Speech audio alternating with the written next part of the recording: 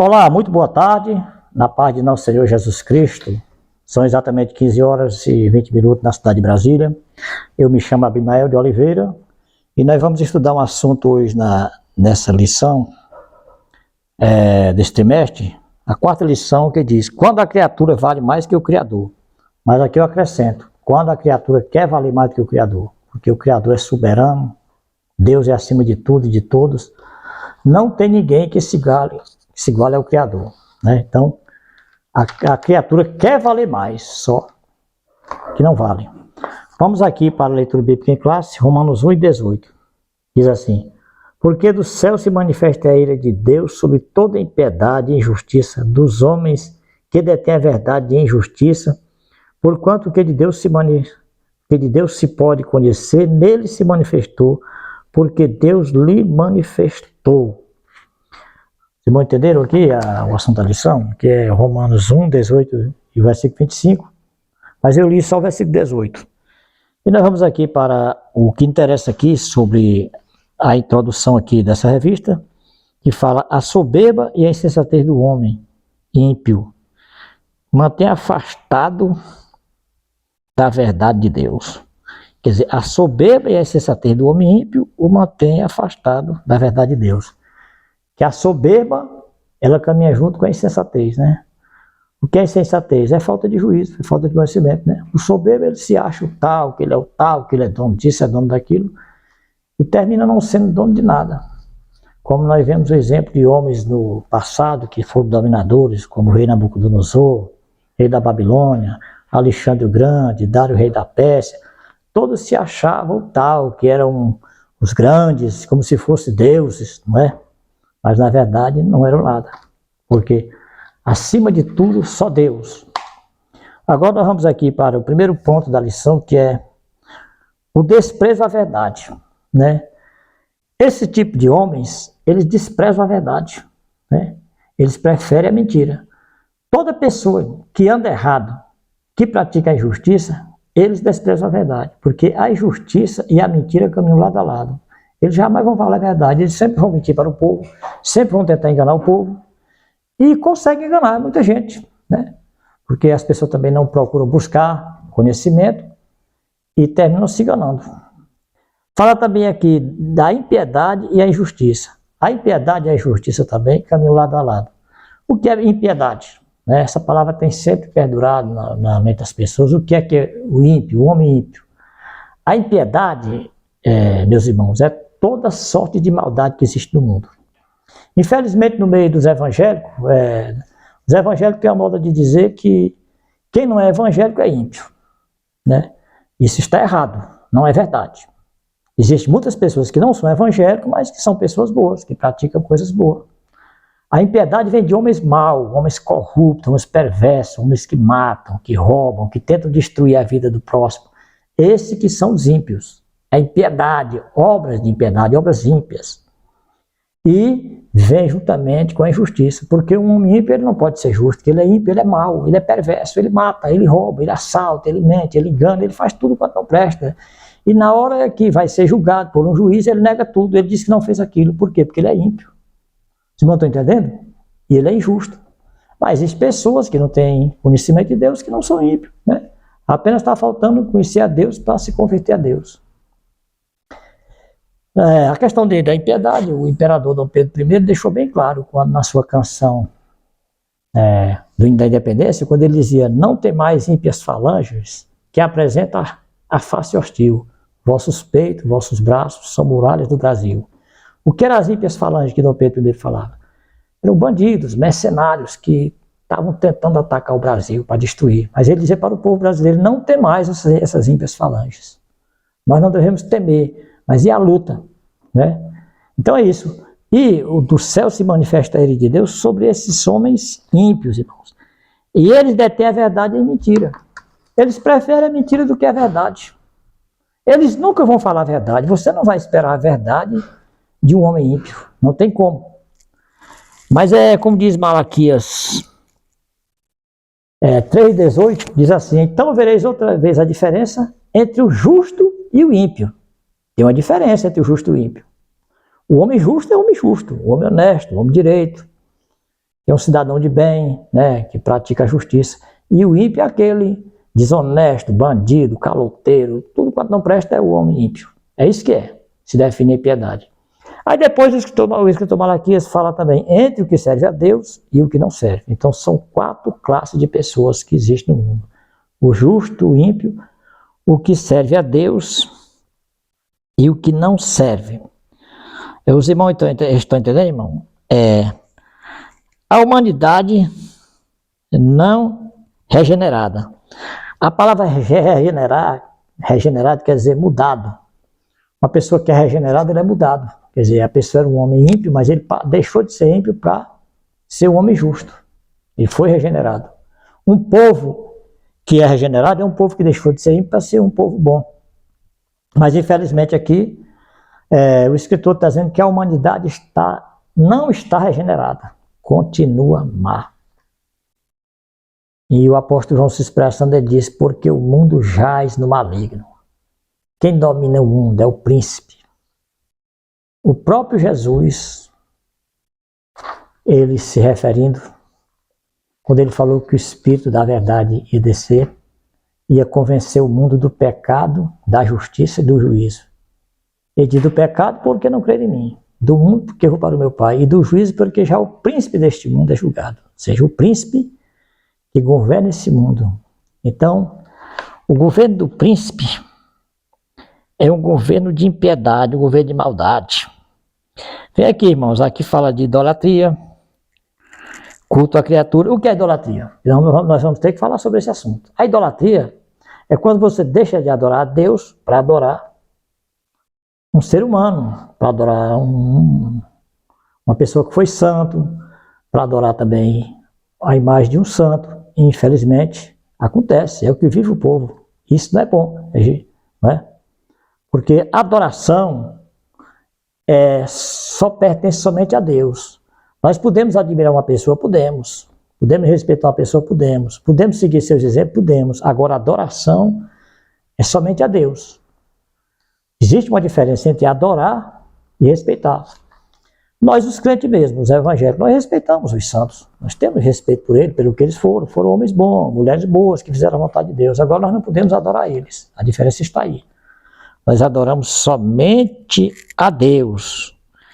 Porque a idolatria vem de adoração de ídolos. Idolatria, ou seja, culto aos ídolos. E fala também, irmão, da depravação moral, que expressam a decisão deliberada do homem em desprezo à verdade de Deus, né? Os homens maus, eles desprezam a Deus. Não tem como, não adianta você falar de Deus para um homem mau, que ele não vai aceitar. Uma pessoa de bem não, você fala de Deus para ele, ele ouve com atenção. Ele ouve, uma mulher de bem, você fala para ela ouve com atenção. Mas um homem mau, uma mulher má, perversa, você não vai falar de Deus, que ela não vai lhe ouvir. É o que está acontecendo no mundo hoje, né? Existem pessoas aí que, se você for pregar a palavra de Deus para eles, você corre o risco de ser preso, porque você está pregando para ele está falando de Deus, e ele não gosta de Deus, ele é inimigo de Deus. Então você vai correr o risco de ser preso e até morto. É o que está acontecendo nos países muçulmanos aí, e outros países que não acreditam em Deus. Infelizmente, irmão, acontece. E essas coisas cauterizam a consciência humana. O que é cauterizar? Todos nós temos uma consciência. Essa consciência nos acusa quando nós fazemos alguma coisa errada. Todos nós. A consciência diz, você está errado, você está errado, você está errado. Você está errado. Mas tem pessoas que cauterizam que pronto, ele erra tanto e a consciência nem acusa mais porque ele já não tem mais. Você está entendendo? Os irmãos estão entendendo? Ele já não tem mais consciência. Aí fala da insensatez humana, ou seja, insensatez, falta de conhecimento. O profeta Oséias falou, como já falamos no domingo passado, o meu povo erra por falta de conhecimento. Então, quando o homem não tem conhecimento de Deus, ele se torna um insensato. Ele erra. Ele vai buscar água em fontes onde não tem água boa. Mas ele continua com sede, porque ele não bebe da água verdadeira, que é Deus. Então, a humanidade vive nessa insensatez. O apóstolo Paulo assegura que a revelação geral de Deus, por meio da natureza, faz com que o ser humano possua o conhecimento sobre o Criador. Então, a partir do momento que você tem uma relação com Deus, ou uma revelação, você passa a ter conhecimento do Criador. Nós vemos os homens do passado que tiveram conhecimento com o Criador, como Noé, que construiu a arca, Moisés, Abraão. Esses homens tiveram uma revelação de Deus e conheceram Deus. Então, atualmente, o homem precisa conhecer a Deus, porque ouvir falar de Deus é uma coisa, e conhecer a Deus é outra coisa. Não obstante, mesmo em contato diário com essa revelação, o homem iníquo, que é o mesmo ímpio, não glorifica a Deus, nem lhe rende graças, né?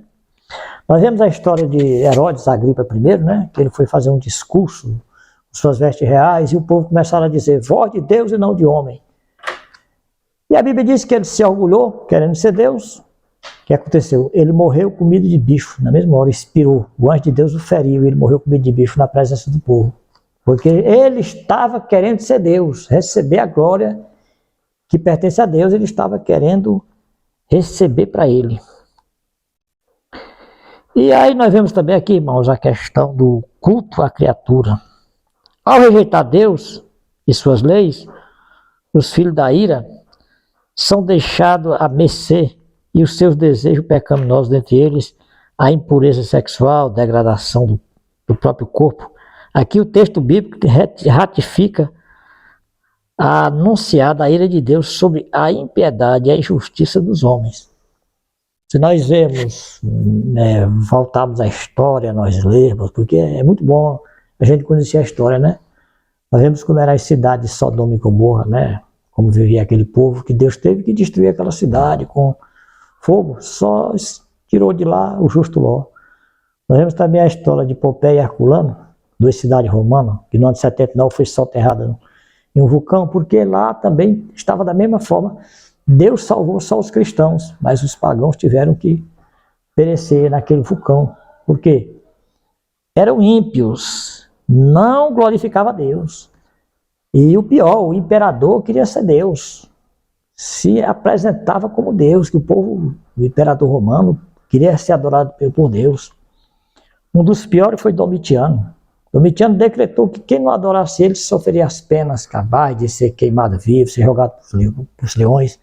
Aí foi onde os cristãos que resistiram esse decreto do imperador e não obedeceram, passaram a morar dentro de catatumbas, de cavernas, e foram perseguidos. O apóstolo João foi preso, foi levado para a ilha de Pátimo, exilado lá, porque se recusou a adorar um homem que queria ser Deus. Já pensou, irmãos, até onde chega a arrogância, a soberba do homem sem Deus, né, irmão?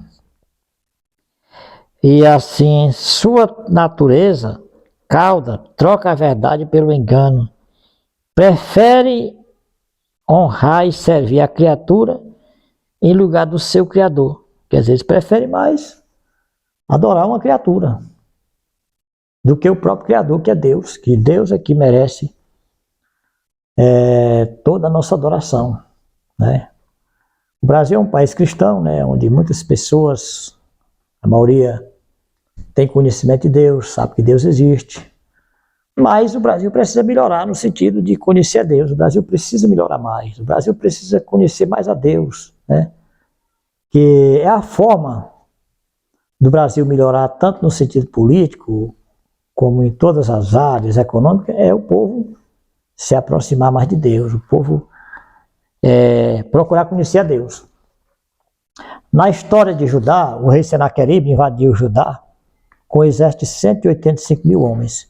E o rei Ezequias só tinha 20 mil homens. Era impossível uma guerra de 20 mil homens com 185 mil.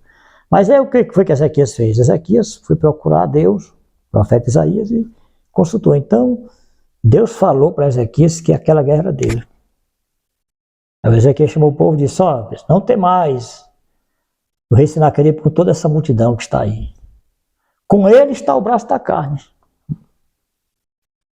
Daí ele disse mais, há um maior que está conosco, né? Com ele está o braço da carne, mas conosco está o Senhor nosso Deus, para guerrear por nós. Então o povo descansou nas palavras de Ezequias. E veio um anjo de Deus e destruiu todo aquele exército de Senaqueribe. Por quê? O rei Ezequias, ele não confiou em si no seu exército, até porque era muito pequeno, ele confiou em Deus. e Senaqueribe confiava no seu grande exército de 185 mil homens. Mas Deus é maior do que todos, irmãos.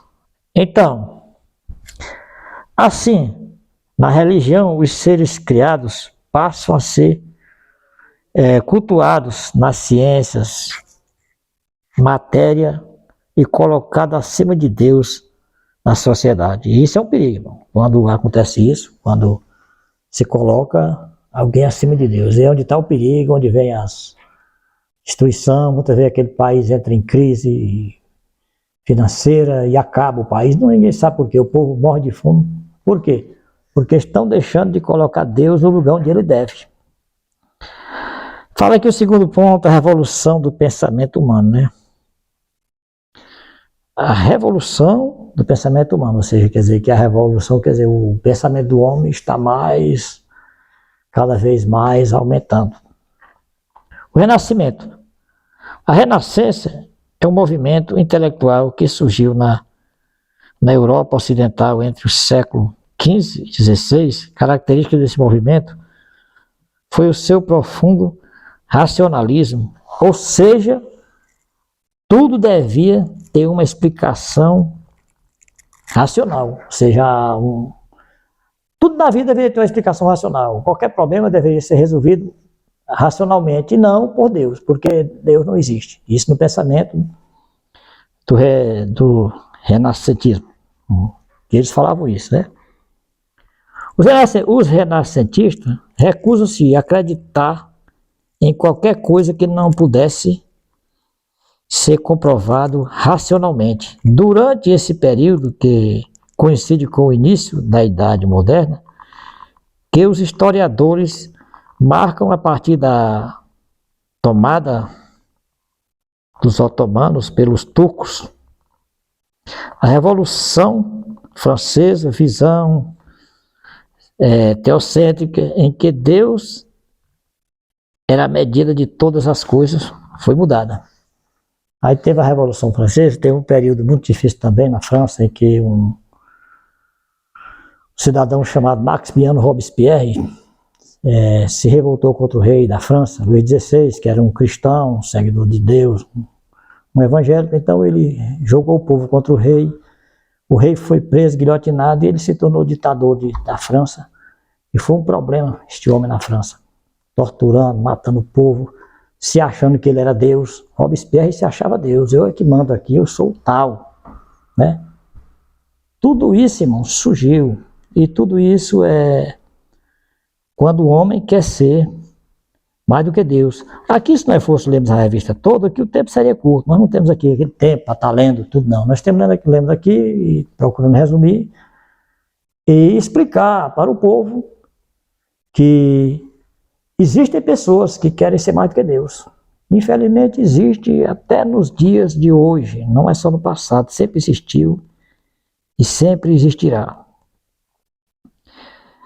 Veja só, então Deus deixou de ser a medida naquele país. No lugar de ver o mundo a partir das lentes do Criador, os homens passaram a enxergá-lo a partir das lentes da criatura. Quer dizer, os homens deixaram de acreditar que Deus era capaz para curar, salvar aquela nação, para acreditar nos homens mesmo, né? O salmista Davi se expressava assim: feliz é a nação cujo Deus é o Senhor. Israel, no tempo dos reis, sempre tinha vitória. Por quê? Porque Israel era um país que acreditava em Deus. Suas guerras, sempre que um rei ia para a guerra, ele ia acreditando em Deus e vencia aquelas guerras. Não por eles mesmos, mas porque entregava para Deus. E Davi se expressou: bendito o Senhor, que adestra minhas mãos para a batalha e meus dedos para a guerra. Entendeu, irmão? Quando a vida social passou a ceder o espaço para o racionalismo e o ceticismo, nesse sentido, a revolução científica e literária que se deu a partir do Renascimento contribui para o surgimento do humanismo, né? O humanismo está dizendo, é o ser humano que confia no ser humano. Deus, na sua palavra, o profeta Jeremias dizia: maldito o homem que confia no homem. Jeremias 17. Por que ele se expressou dessa maneira? O rei Nabucodonosor vinha do norte para conquistar a Judéia, Israel. E o rei e o profeta Jeremias exortavam o rei Jeoaquim que se entregasse o rei Nabucodonosor. Aí ele dizia, não, o rei do Egito me protege, o rei do Egito me protege. Ele estava confiando na aliança que ele tinha feito com o faraó Neco do Egito. Aí foi quando o Jeremias se expressou, maldito o homem que confia no homem, porque o rei Jeoaquim estava deixando de confiar em Deus para confiar em faraó. E o que aconteceu? Na batalha de Carquem, o faraó foi derrotado e o rei de Israel ficou sem proteção, o rei de Judá. Aí veio Nabucodonosor e destruiu Jerusalém. Por quê? Questão de confiar em si mesmo. Humanismo. A Itália foi o principal centro humanista dos fins do século XV para o movimento humanista. A ética, a moral, depende do homem. Assim, a criatura passou a ser a base de todos os valores e não o criador, né? Quer dizer, não, em vez de Deus ser a base de tudo, não. Agora era o homem tinha que se confiar no homem. E nós vemos todos os homens que se confiaram em si mesmos tiveram quedas grandes, como Napoleão Bonaparte, se deu mal. Nabucodonosor teve que virar animal, passou 7 anos no campo como animal para reconhecer que Deus é sobre todos. Ainda bem que Nabucodonosor se converteu, né? Mas tiveram outros que não se converteram, não se dobraram diante de Deus. E aprofunda seus estudos na história antiga a fim de desconstruir os livros sagrados do positivo. Destaca-se a valorização dos direitos do indivíduo, ou seja, eles preferem confiar em seus próprios livros do que nas escrituras sagradas, né? Na Bíblia, que é a palavra de Deus, né? que é imutável, que é infalível. Mas eles tentam, até isso, eles tentar modificar alguma coisa.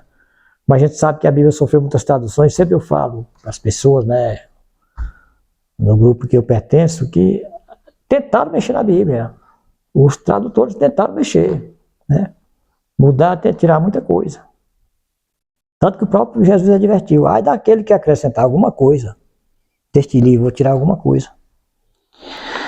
Então foi que aconteceu isso, né, irmão? O positivo destaca-se a valorização dos direitos do indivíduo, porém, esta não é uma bandeira própria do humanismo. A Bíblia possui um arcabouço de concepções de liberdade e de igualdade.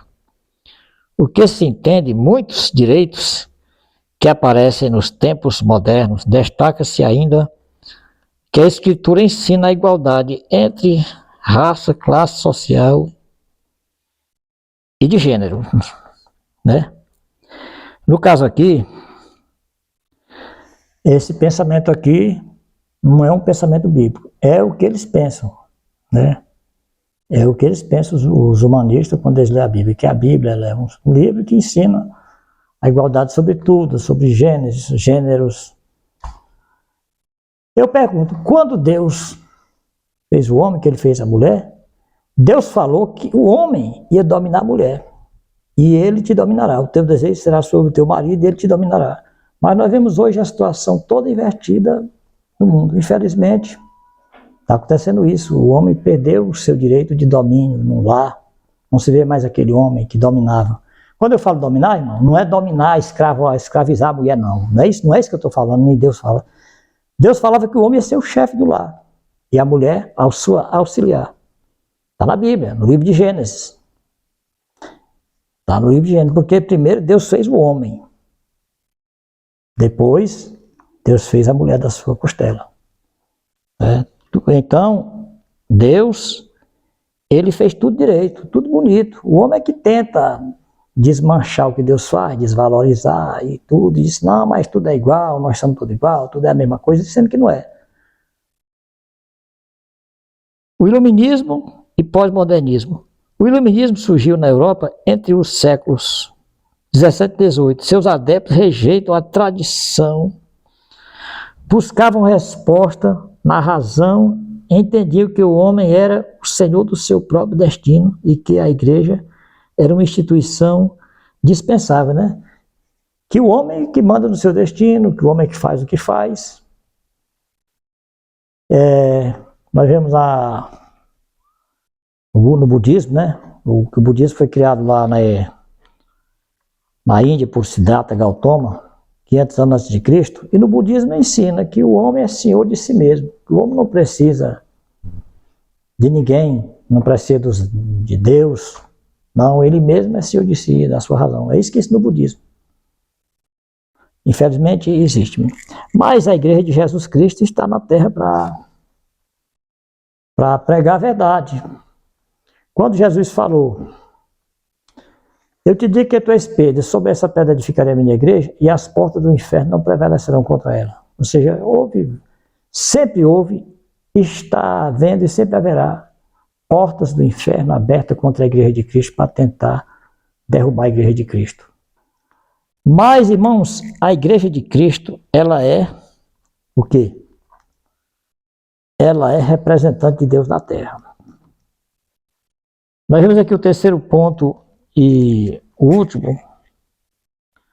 Tipos de auto-idolatria. A idolatria da autoestimagem, né? Existe a questão da idolatria de ídolos. Existe também a idolatria de homens que adoram a si mesmos, né? Como nós vemos no passado, que eu citei esses homens que queriam se comportar como Deus, queria parecer Deus. Houve no passado e há no presente. Há, atualmente aqui, pessoas que querem ser Deus. A idolatria é tudo que se coloca no lugar de adoração a Deus. Nesse caso, podemos dizer que o culto à autoimagem é uma forma de idolatria, enquanto Cristo reflete a imagem de Deus. O nacionalismo humano reflete a natureza do pecado. O apóstolo Paulo retrata o homem caído como uma pessoa estoica, amante de si mesmo, avarento, amante do dinheiro, odioso, sem amor para com os próximos, rebelde, sem amor para com Deus, hedonista, amante dos deleites deste mundo, né? Irmão, uma pessoa egoísta, ele é capaz de tudo. Uma pessoa egoísta, ele não presta socorro a uma pessoa que está doente, ele não ajuda ninguém, ele não faz um favor a ninguém, não faz uma caridade a ninguém, porque ele é egoísta, ele só quer para si, ele não quer ver seu próximo bem, né? O que ele mais tenta é destruir seu próximo. E aqui, para encerrar, nós vamos falar da idolatria no coração. O coração se refere à emoção, à vontade e ao centro de toda a personalidade. Ele também é descrito como enganoso e perverso. Vejamos só, Deus ele quer o coração do homem. Davi falou que podia oferecer muito sacrifício a Deus, mas Deus não queria aquele sacrifício, queria mais um coração puro, coração perfeito. E Jesus disse, bem-aventurados limpos de coração, porque eles verão a Deus, né, irmão? Coração puro. E nós vemos também que Davi, quando ele pecou, que ele foi se reconciliar, o que ele disse para Deus, Senhor, cria em mim um coração puro e renova em mim um espírito reto. E que naquele momento o coração de Davi estava mal, não estava bom, mas ele queria um coração bom. Vejamos só, irmão. Pois do seu interior saem os maus pensamentos, a imoralidade, a avareza, a soberba e a insensatez. Em vista disso, Deus condenou a adoração dos ídolos no coração. Infelizmente, algumas pessoas chegam a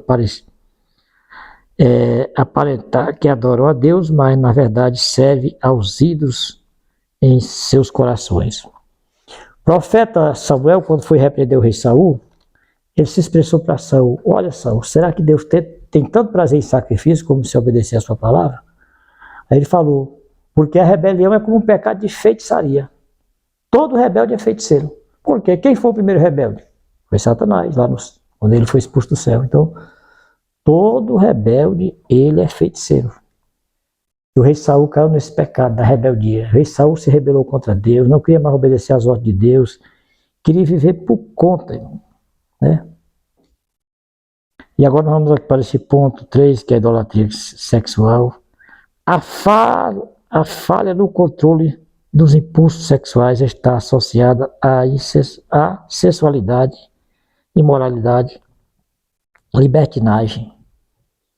E a concupiscência da carne caracteriza quem é dominado pelo pecado sexual.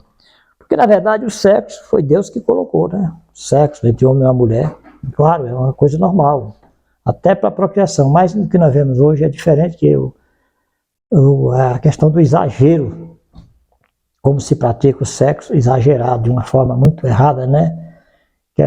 Não vou nem citar aqui, porque não convém, mas existe a questão da idolatria do culto ao sexo, que na antiga Roma se praticava isso, né?